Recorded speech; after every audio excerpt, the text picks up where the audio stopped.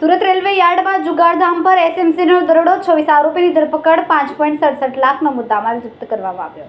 Udhna railway યાર્ડમાં ચાલતા ગેરકાયદેસર જુગારધામ પર સ્ટેટ મોનિટરિંગ સેલે દરોડો પાડ્યો હતો, જેના કારણે આરોપીઓમાં નાસભાગ મચી ગઈ.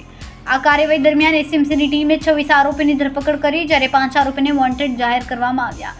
દરોડામાં 5.67 લાખ રૂપિયાનો મુદ્દામાલ જપ્ત કરવામાં આવ્યો, જેમાં 2.98 લાખની રોકડ, 1.49 લાખની કિંમતના 22 મોબાઈલ ફોન અને 1.20 લાખની કિંમતના 5 વાહનોનો સમાવેશ થાય છે. દરોડાની વિગતે એસએમસીની ટીમને મળેલી ચોક્કસ બાતમીના આધારે ઉધના રેલવે યાર્ડમાં ચાલતા જુગારના અડ્ડા પર દરોડો પાડવામાં આવ્યો. આ ઓપરેશનમાં 26 આરોપીઓને પકડવામાં આવ્યા.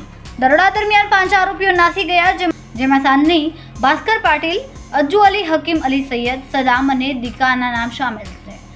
આ ફરાર આરોપીઓની શોધખોળ માટે પોલીસે તપાસ તેજ કરી છે. પોલીસની ભૂમિકા પર સવાલ ઉઠ્યા છે. આ જુગારધામ સ્થાનિક રેલવે પોલીસની જાણકારી હોવા છતાં પણ લાંબા સમયથી ચાલી રહ્યું હોવાનું જાણવા મળ્યું છે. એસએમસીના દરોડાએ આ મામલે રેલવે પોલીસની નિષ્ક્રિયતા પર સવાલો ઊભા કર્યા છે. હવે આગળની તપાસ અને કાર્યવાહી પર બધાની નજર છે.